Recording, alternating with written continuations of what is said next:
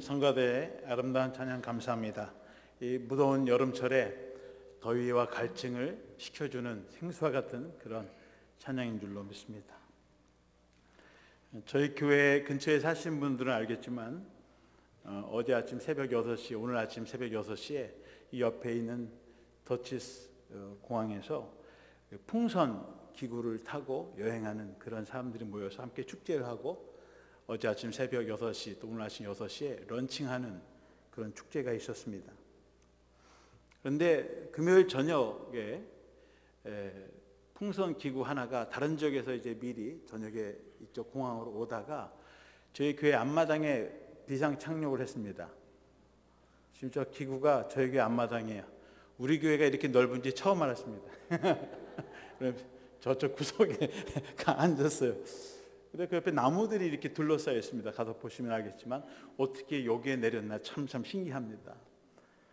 교인분들이 교회에 오셨다가 아니 누가 허락도 없이 남의 파킹장에다가 풍선을 파킹한 거야. 내일 아침 새벽에 떠나려고 왔는지 그런데 허락도 없이 왜 남의 교회 앞마당에다가 풍선 기구를 띄우려고 준비하고 난리를 나서 저도 그 전화를 받고 놀랐습니다. 그런데 저기서 이제 착륙을 원래 의도하고 한 것이 아니고 옆에 공항으로 가야 되는데 불시착을 한 겁니다. 뭐 어떤 사정이 생겼는지 바람이 불다가 거기서 멈췄는지 그래서 저희 교회 파킹을 해서 깜짝 축제를 했습니다. 가끔 뭐 자동차나 그런 비행기들이 사고가 나거나 이렇게 비상 착륙을 하게 되는 경우를 보게 됩니다. 그래서 사람들이 어떻게 알고 왔는지 뭐 10여 대 자동차들이 몰려오고 그런데 다행히 다친 사람은 없었습니다. 그래서 뭐 앰뷸런스 뭐 구급차라든가 이런 것은 오지 않고 아마 사람들이 구경하러 몰려오고 관계자들이 온 걸로 알고 있습니다. 보통 이제 교통사고가 나면 달려오는 사람들이 있습니다. 소식을 듣고. 근데 그 가운데는 세 부류의 사람들이 있습니다. 교통사고가 나면 세 부류의 그 사고를 지켜보는 사람들이 있는데 첫 번째 그룹의 사람들은 구경꾼들이라고 합니다. 바이스탠더, 옆에 서서 지켜보는 구경꾼들. 그 사고에 직접 개입하지는 않지만 멀찍이 서서 무슨 사고가 났나 호기심을 가지고 그냥 지켜만 보고 있는 거예요. 그래서 어떻게 처리가 되는지 뭐 누가 다쳤는지 그저 멀리서 바라만 보는 그런 구경꾼들 혹은 방관자들이 있습니다. 두 번째 그룹은 경찰관들입니다. 사고에 직접 관련된 사람들에게 찾아와서 사고 경위를 묻고 어떻게 사고가 났는지 그 자초증을 듣고 보고서를 작성하고 또 잘못한 운전자나 잘못한 사람이 있으면 주의를 주고 그리고 그 자리에서 스티커를 발부하고 처벌을 하는 사람들입니다. 누가 잘못했는지 CCTV를 가리는 사람들입니다. 세 번째 그룹은 구급대원들입니다. 구조대원들, 의료진들입니다. 사고가 나면 사고를 당한 사람들이 제일 반가워하는 사람들입니다.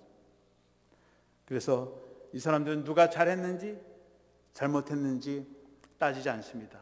다친 사람이 있는지 그러면 그에게 약을 발라주고 치료해주고 붕대를 감아주고 또 생명이 위독하면 얼른 구급차에 실어서 생명을 구원하기 위해서 병원으로 수송하는 그러한 구급대원들이 있습니다. 첫 번째 그룹은 무관심한 사람들입니다. 다른 사람들에게 무관심하고 철저하게 자신의 안전을 추구하는 사람들입니다. 두 번째 그룹은 다른 사람들을 비난하고 평가하고 처벌을 하는 그런 그룹들입니다. 세 번째 그룹은 상처받은 사람들을 돌보고 도와주는 그런 사람들입니다. 우리 자신은 과연 어떤 그룹에 속해 있는 사람들입니까? 우리 교회는 이 세상에서 어떤 일을 감당하는 어떤 역할을 감당하는 교회입니까? 교회가 다른 사람들에 대해서 무관심한 사람들이 많게 되면 그 교회는 냉담하고 냉소적인 교회가 됩니다. 나는 너, 당신은 당신. 서로 무관심하게 각자의 삶을 그저 걸어가는 그런 교회가 되는 것입니다. 교회가 경찰관들로 가득한 교회는 서로 CCTV를 따지고 서로 잘못을 비난하고 비판하고 그리고 처벌하는 그런 교회가 될 것입니다. 누구도 원하지 않고 마음이 편치 않은 그런 그런 교회가 되는 것입니다. 교회 안에 서로의 상처 당한 사람들, 어려움을 당한 사람들이 있으면 서로 도와주고 아픈 곳을 싸매주고 치료해주는 그런 교회가 된다면 그 교회는 따뜻한 교회여 사랑이 많은 교회가 될 것입니다. 우리 교회가 서로의 상처를 보듬어 주고 치료해주고 치유해주고 죽어가는 생명을 살리는 그러한 주님의 교회가 되기를 축원합니다. 오늘 본문의 말씀은 안디옥 교회에 관한 말씀입니다. 안디옥 교회는 시리아와 소아시아 지역을 연결하는 교통의 요지입니다. 이 안디옥 교회는 예루살렘 교회가 핍박을 받아서 이 기독교인들, 초대 원시 기독교의 교인들이 흩어져서 그 이방 지역으로 피난을 가서 자리를 잡아서 세운 교회가 안디옥 교회입니다. 이방 지역에 첫 번째로 세워진 이민 교회입니다. 영국의 신약학자 프레드릭 브루스라고 하는 분이 있는데 이분이 사도행전 주석에서 안디옥 교회를 이렇게 묘사했습니다. 이분은 캠브리지 대학에서 이제 공부하시고 맨체스터 대학에서 가르쳤던 사도 바울의 대가라고 불리는 사람인데 이분이 사도행전의 본문의 말씀에서 안디옥 교회를 이렇게 묘사하고 있습니다.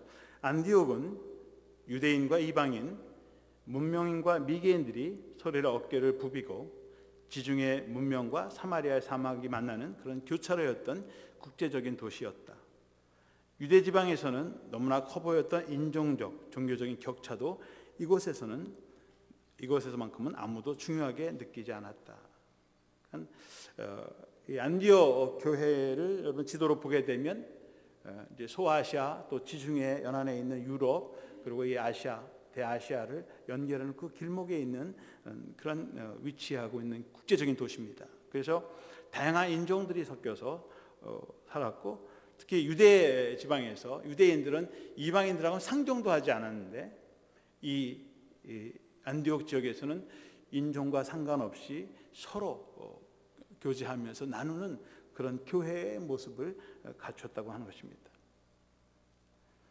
이런 안디옥 교회는 무엇보다도 성령이 충만한 교회였다. 이러한 역사는 사람의 힘으로 되는 것이 아니고 과거 유세 모세의 율법을 통해서 되는 것이 아니라 성령의 새로운 역사를 통해서 세워진 성령 충만한 교회였다고 하는 것입니다. 그래서 오늘 저는 이 안디옥 교회를 통해서 성령 충만한 교회의 특징들을 같이 함께 나눠보려고 하는 것입니다. 안디옥 교회는 무엇보다 먼저 기도하는 교회였다는 것입니다. 오늘 본문에는 안디옥 교회 지도자들 성도들이 금식하면서 기도했다는 말을 사도 누가가 사도행전을 기록하면서 2절과 3절에 기록하고 있습니다. 주를 섬겨 금식할 때, 주님을 섬길 때에, 주님을 예배할 때에 금식을 했다. 또 이 선교사를 파송할 때 금식하며 기도하고 두 사람을 보냈다.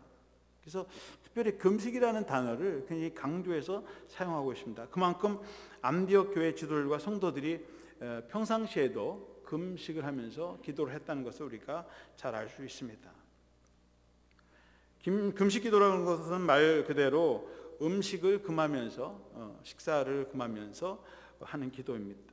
그저 음식을 끊고 금하는 것이 아니라 외부에서 자신에게 들어오는, 사실 먹는 것은 인간의 가장 큰 본성입니다. 그런데 그 본성을 거스르면서까지 외부에서 자신의 몸과 마음을 혹이라도 더럽혀질 것이 있어서 그 끊고 세상과 차단하고 자기 자신을 비우면서 하는 기도가 금식 기도다, 그렇게 말할 수 있을 것입니다. 그저 밥을 한 끼 두 끼 굶는 것이 문제가 아니라 자신의 것을 온전히 비우고 그리고 그 빈 마음속에 하나님의 말씀을 채우고 하나님의 뜻을, 하나님의 영을 채우려고 하는 기도가 금식 기도라고 하는 것입니다. 시편 24편 3절에 다윗은 이렇게 기록하고 있습니다. 여호와의 산에 오를 자 누구며 그의 거룩한 곳에 설 자가 누구인가. 여호와의 산, 이것은 하나님이 임재하시는 거룩한 산이요, 하나님의 임재 앞에 누가 나아갈 수 있고 그 거룩한 곳에 설 수 있는 사람이 과연 누구인가. 그런 질문을 던지면서 바로 4절 23장 4절 말씀에 이렇게 고백하고 있습니다. 곧 손이 깨끗하며 마음이 청결하며 뜻을 허탄한 데 두지 아니하며 거짓 맹세하지 아니하는 자로다. 그의 손과 발이 깨끗해서 세상에서 죄를 짓지 않고 마음이 청결하고 자신의 뜻을 허탄한 세상에 두지 않고 주님께로 둔 사람이 하나님의 임재 앞에 나아갈 수 있다, 그렇게 고백하고 있습니다. 어떻게 우리의 마음을 깨끗하게 할 수 있을까? 우리의 뜻을 세상 뜻과 다르게 하나님의 뜻에, 하나님의 그 마음에 우리의 마음과 뜻을 맞출 수 있을까? 그럴 때에 금식 기도가 많은 기도 가운데서 자기를 비우고 자기의 마음을 비우고 자기의 뜻과 생각을 비우고 하나님의 뜻으로 채울 수 있는 그런 기도, 바로 그것이 금식 기도라고 그렇게 말할 수 있는 것입니다. 자신의 마음을 비우고 청결하게 할 때 하나님의 임재 앞에, 하나님의 산에 오를 수 있고 그 거룩한 존재 앞에 우리가 설 수 있다고 하는 것입니다. 그런가 하면 마태복음 4장에 가시면 예수님께서 공생애를 시작하기 전에 성령의 인도함을 받아서 광야에 나가서 40일 동안 금식 기도를 하셨습니다. 예수님께서 이제 때가 되셔서 자신의 삶을 시작할 때, 큰 목회를 시작하고 큰 일을 감당하려고 할 때 준비하기 위해서, 영적인 훈련을 위해서 광야에 나가서 아무도 없는 곳에서 세상과 동떨어져서 온전히 주님만을 만나려고 하는 것, 그래서 세상적인 것을 끊고 하나님께 나가서 기도했다고 하는 것입니다. 또 기도를 마치고 날 때 사단이 그에게 와서 3가지 시험을 했지만 하나님의 말씀으로 물리쳤다고 하는 것이죠. 결국 금식 기도를 통해서 하나님의 아들 예수 그리스도도 하나님의 말씀으로, 하나님의 능력으로 채우고 그 능력을 통해서 하나님의 일을 감당해 나갔다고 하는 것입니다. 마태복음 9장 14절에 가면 그때 요한의 제자들이 예수께 나와 이르되 우리와 바리새인들은 금식하는데 어찌하여 당신의 제자들은 금식하지 아니하나이까.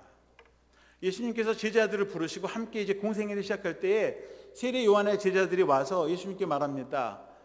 예수님, 우리는 바리새인들처럼 늘 금식하고 하는데 당신의 제자들은 왜 금식하지 않습니까? 사실은 제자들을 얘기하면서 예수님을 또 얘기하는 거죠. 왜 당신은 금식 기도도 하지 않고 맨날 먹고 마시고 말이야 이방인들하고 그렇게 즐기면서 삽니까? 예수님이 금식 기도 안 하시는 분이 아니시죠. 늘 시시때때로 산에서 기도하시고 늘 정말 기도를 하시는 분이시죠. 그런데 주님께서 이렇게 말씀하십니다. 마태복음 9장 15절에 예수께서 그들에게 이르시되 혼인집 손님들이 신랑과 함께 있을 동안에 슬퍼할 수 있느냐? 그러나 신랑을 빼앗길 날이 이르니 그때에는 금식할 것이니라. 주님은 제자들이나 사람들에게 금식 기도하라 강요하지 않았습니다. 당신은 40일 동안 금식 기도하면서도 금식 기도를 해야만 된다라고 강요하지 않으셨다는 거예요. 그런데 요한의 제자들이 와서 왜 당신 제자들은 기도하지 않습니까? 금식 기도하지 않습니까? 그렇게 이야기할 때 예수님은 지금은 신랑과 신부가 함께하는 시간이다. 여러분, 신랑과 신부가 잔치를 벌이고 혼인잔치를 하고 손님들이 와 있는데 신랑이나 신부가 나는 금식해야 되니까 안 먹습니다. 그렇게 할 수 없다는 거예요.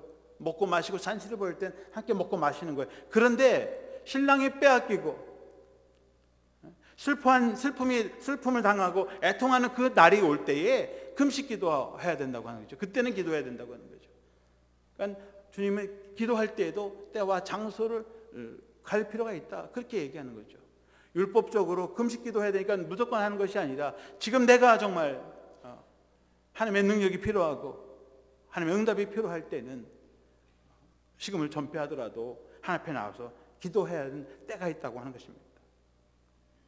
그런데 안디옥 교회 성도들은 금식 기도를 했다고 했습니다. 이미 예루살렘 교회에 핍박을 당하고 오갈 데가 없어서 이제 이주를 해야 되는데 시리아라고 하는 다른 나라에 가서 이제 교회를 세우고 삶을 살아가야 되는데 금식을 할 수밖에 없는 거예요. 하나님의 뜻이 어디에 있는지, 앞으로 어떻게 살아야 되는지. 그래서 자신들의 마음을 비우고 교회의 지도자들과 성도들이 함께 금식 기도를 했다고 하는 것입니다. 누가 강요해서 한 것이 아니죠. 금식 기도를 할 때 하나님께서 그 빈 마음속에 말씀을 주시고 새로운 비전을 주시고 앞길을 인도해 나간다고 하는 것입니다. 다니엘서 9장 3절과 4절에 보시면 내가 금식하며 베옷을 입고 죄를 덮어쓰고 주 하나님께 기도하며 간구하기를 결심하고 내 하나님 여호와께 기도하며 자복하여 이르기를 그랬습니다. 다니엘이 이제 바벨론의 포로로 끌려들어갔어요. 포로 시기 동안에 정말 많은 어려움이 있습니다. 어려움이 찾아오고 힘들 때에 금식을 결단하고 그리고 기도했습니다. 죄를 뒤집어쓰고 베옷을 입고 하나님께 나와서 기도를 했습니다. 다니엘서 9장 22절에 하나님께서 이렇게 응답하십니다. 내게 가르치며 내게 말해 이르되 다니엘아 내가 이제 내게 지혜와 총명을 주려고 왔느니라. 하나님께서 기도하는 다니엘에게 찾아오셔서 가브리엘 천사를 보내십니다. 그래서 가브리엘 천사를 통해서 하는 말이 내가 이제 내게 지혜와 총명을 주려고 한다. 어려운 시련, 어려운 문제들을 닥쳤을 때에 내 힘과 내 지혜와 내 생각으로 풀어가는 것이 아니라 하나님의 지혜, 하나님의 총명함을 얻기 위해서 하나님께서 지혜를 주시고 다니엘에게 총명함을 주셔서 그 어려운 문제들을 해결해 나갔다고 하는 것입니다. 이것이 기도의 능력인 것입니다. 내 힘, 내 능력, 내 지혜로만이 아니라 하나님이 주시는 지혜와 총명함을 통해서 문제를 해결받는 바로 기도의 방법이 금식 기도라고 하는 것입니다. 안디옥 교회 성도들이 함께 금식하면서 기도했습니다. 선교하기 위해서 금식했다는 말이 없어요. 기도할 때, 금식 기도할 때 성령님께서 두 사람에서 보내라. 그러니까 기도가 먼저인 거예요. 앞으로 교회를 위해서 자신의 삶을 위해서 기도할 때 성령님께서 응답하시고 그들의 앞길을 인도해 주셨다고 하는 것입니다. 여러분, 기도는 자기 마음을 비우고 하는 기도, 그 기도는 성령님의 지혜와 능력을 받는 바로 지름길이요 기도응답의 지름길입니다. 기도하는 교회의 말로 성령의 충만함을 받는 바로 교회가 되는 것입니다. 두 번째로 안디옥 교회는 사람을 키우는 교회입니다. 일꾼을 세우는 교회다. 성령 충만의 역사는 하나님의 사람들을 세우고 일꾼들을 배출하는 교회다. 그것이 성령 충만함의 역사요 증거입니다. 오늘 2절 말씀해 보시면 주를 섬겨 금식할 때에 성령이 이르시되 내가 불러 시키는 일을 위하여 바나바와 사울을 따로 세우라 하시니. 금식하며 기도할 때 성령님께서 역사하셨습니다. 성령님께서 말씀하시기를 내가 불러 시키는 일, 그러니까 기도할 때 성령님께서 새로운 계획을 주시고 새로운 비전을 주십니다. 또 비전과 함께 하나님의 사람들을 따로 세워라. 그래서 성령님이 하시는 일은 사람을 세우는 일입니다. 안디옥 교회는 평신도 지도자들을 세우는 교회였습니다. 1절에 보시면 안디옥 교회 선지자들과 교사들이 있으니 곧 바나바와 니게르라 하는 시므온과 구레네 사람 루교와 분봉왕 헤롯의 젖동생 마나엔과 및 사울이라. 안디옥 교회 선지자들, 이런 목회자들이고 교사들, 평신도 지도자들이 있었다, 그런 말씀입니다. 이 안디옥 교회는 예루살렘에서 박해를 받고 이제 피난 나온 사람들이 세운 교회입니다. 그럴 때 예루살렘 교회가 그 교회를 치리한 사람이 필요하기 때문에 바나바를 사역자로 보낸 거예요. 그래서 바나바가 이제 안디옥 교회를 치리하는데 또 혼자서 할 수 없으니까 안디옥에 보다 약 북쪽에 떨어지는 다소라고 있는 건데 거기에 사울이 거기 고향입니다. 거기에서 있을 때에 가면서 사울을 부르고 같이 우리 안디옥에 가서 같이 함께 하나님의 일을 하자. 그래서 바나바가 사울을 초청해서 이 안디옥 교회로 온 것입니다. 이 안디옥 교회에 선지자들과 교사들이 있었는데 거기 보면 바나바 니게르하는 시므온과 그랬습니다. 아프리카 출신의 지도자 니그로인 시므온이다. 니게로는 말은 니그로의 말이 같은 어원입니다. 옛날에는 이것이 이제 아프리칸 흑인들을 지칭해서 인종을 이야기하는 것인데 요즘에는 흑인분들한테 니그로라면 그 인종 그 차별하는 말이에요. 우리말로 하면 뭐 검둥이 이런 말입니다. 그래서 그런 말 쓰지 않죠. 요즘 오바마 대통령 가끔 I am a Negro 자기가 자기를 할 때 사람들이 막 웃어요. 깔깔대고. 근데 이제 다른 사람들이 당신 니그로 그러면 그거 안 됩니다. 그렇죠? 근데 이제 2000년 전에는 니그로가 아프리카 출신의 흑인들을 이렇게 인종을 말하는 것 때문에 이 당시에는 그게 혐오적인 의미를 갖고 한 것이 아니죠. 아프리카 사람 출신의 사람이다라는 말을 하기 위해서 그렇게 한 겁니다. 그래서 우리말로 하면 뭐 흑인이었던 시므온 이렇게 얘기하는 거죠. 또 구레네 사람 루교, 구레네도 북아프리카 북부에 자리 잡고 있는 해안 도시입니다. 이 루기오도 아프리카 출신의 사람이에요. 그러니까 그 사람도 흑인일 것입니다. 거기에 분봉왕 헤롯의 젖동생 마나엔. 유다 지역의 분봉왕이었던 헤롯의 젖동생, 젖을 함께 먹고 자란 마넨. 여러분, 임금님과 함께, 왕자들과 함께 젖을 먹었다 그러면 아무나 젖을 먹는 게 아니죠. 그 왕손들, 왕자들이라고 하는 거예요. 왕자들 출신의, 왕족 출신의 마나도 있었고, 그 다음에 사울이 있었다는 것입니다. 그런데 이 안디옥 교회는 이 바나바와 사울이 오기 전에 먼저 이 시므온과 구레네 사람 루교, 또 분봉왕 헤롯에 졌던 마넨이 먼저 와서 교회를 시작한 거예요. 나중에 온 사람들이 이 바나바와 사울입니다. 그 나중에 온 사람들이 지도자가 된 거죠. 그들이 인도하는 지도자. 그렇게 볼 때 이 안디옥 교회는 오늘날 말하면 백인, 유대인, 또 소아시아에 있는 사람들, 혹은 아프리카에서 온 사람들, 다양한 인종들이 섞여서 세운 그런 다문화 다인종 교회였다라고 하는 것입니다. 또 누가 교회에 먼저 왔든지, 또 어떤 인종이든지 상관없이 그에게 지도력을 위임해주고 교회를 섬기는 일꾼으로 세웠다고 하는 것입니다. 인종차별, 누가 먼저 왔든지 누가 교회를 개척했는지 상관없이 그 사람의 능력과 또 하나님의 뜻에 맞춰서 그에게 직분을 주고 권한을 위임해주고 지도자로 세웠던 그런 교회라고 하는 것입니다. 오늘 본문에서도 사역자를 세우면서 다시 이 바나바와 사울을 세워서 이제 세계 선교사로 다시 세웁니다. 그래서 일꾼을 다시 세우게 되는 것이죠.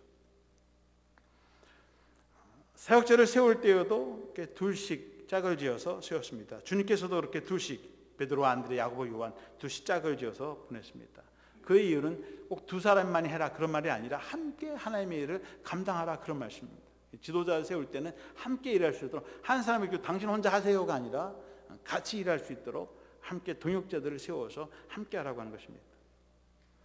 전도서 4장 9절과 10절에 보시면 두 사람이 한 사람보다 나음은 그들이 수고함으로 좋은 상을 얻을 것입니다. 혹시 그들이 넘어지면 하나가 그 동물을 붙들어 일으키려니와 홀로 있어 넘어지고 붙들어 일으킬 자가 없는 자에게는 화가 있으리라. 솔로몬도 일을 할 때에는 혼자 일하는 것보다는 둘이 함께 짝을 지어서 일하는 게 참 좋다, 그렇게 이야기하고 있습니다.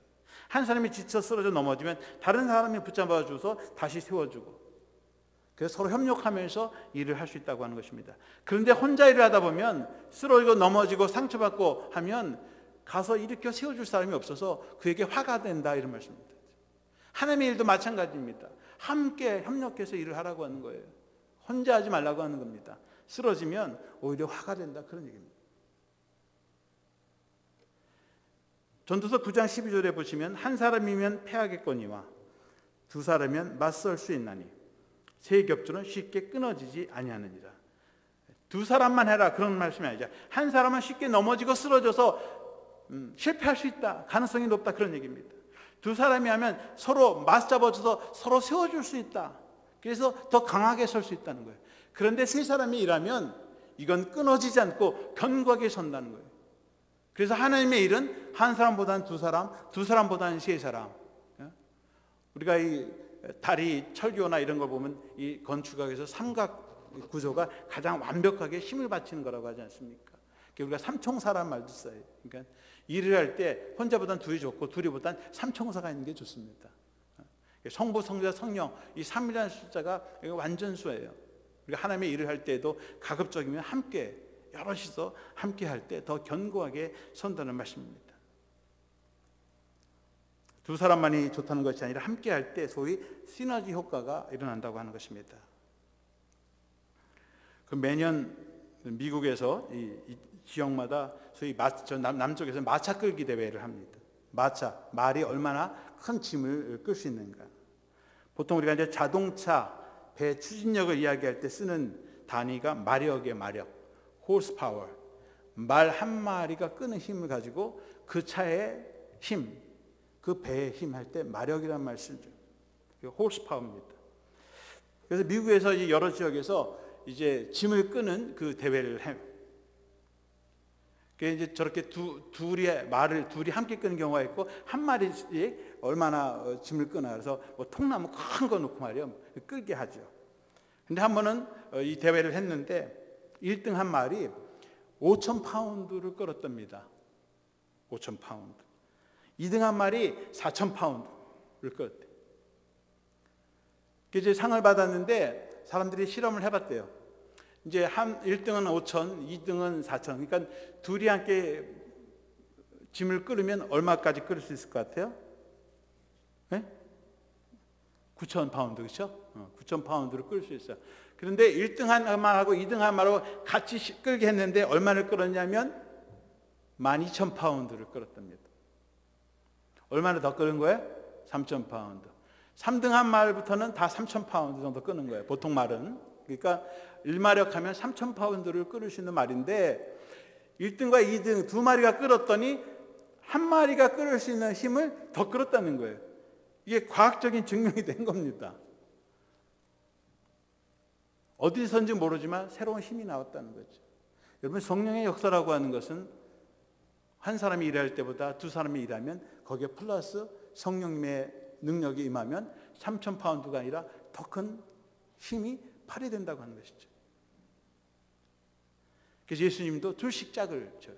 그럼 두 사람이 가면 세 사람 몫을 할 것이고 세 사람 몫 플러스 성령께서 역사하시면 네 사람 5명의 역사, 그 기적도 일어난다고 하는 것입니다.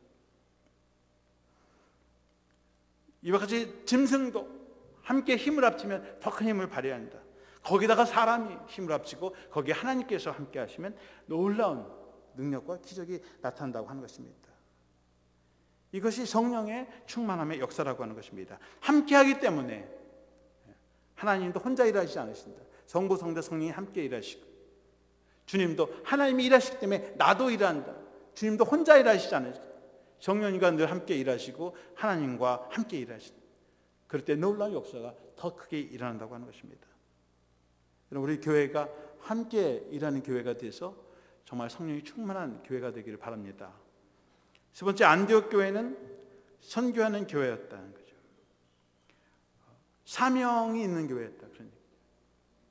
목적이 있는 교회였다. 비전이 있는 교회고 꿈을 꾸는 교회가 됐다고 하는 것입니다.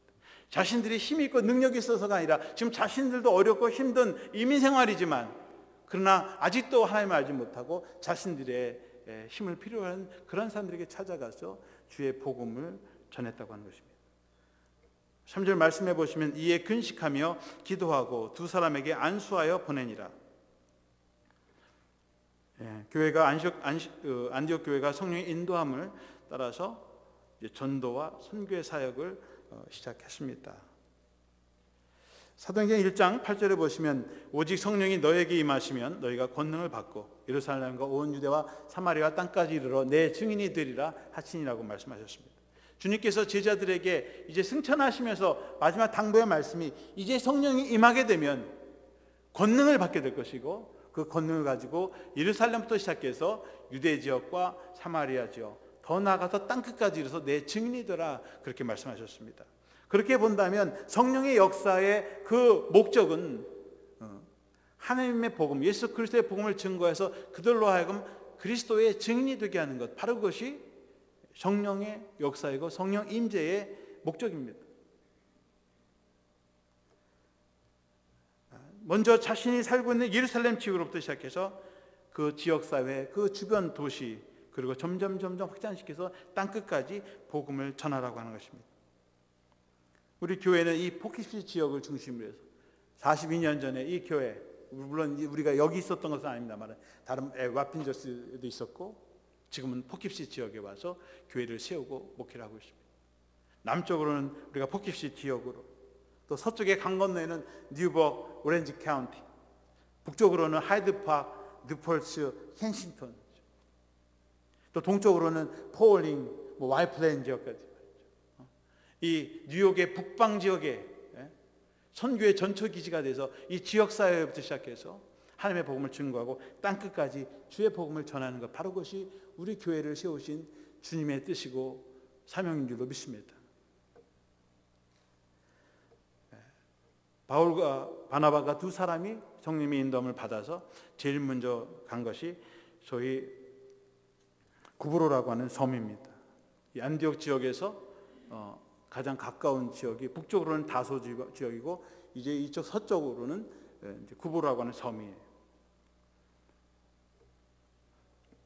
4절에 보시면 두 사람이 성령님의 보내심을 받아 힐루기아에 내려가서 거기서 배 타고 구브로에 가서. 지도가 잘 보여요? 너무 작아서 잘 안 보여요? 저쪽 오른쪽에서 중간에 섬이 구브로입니다.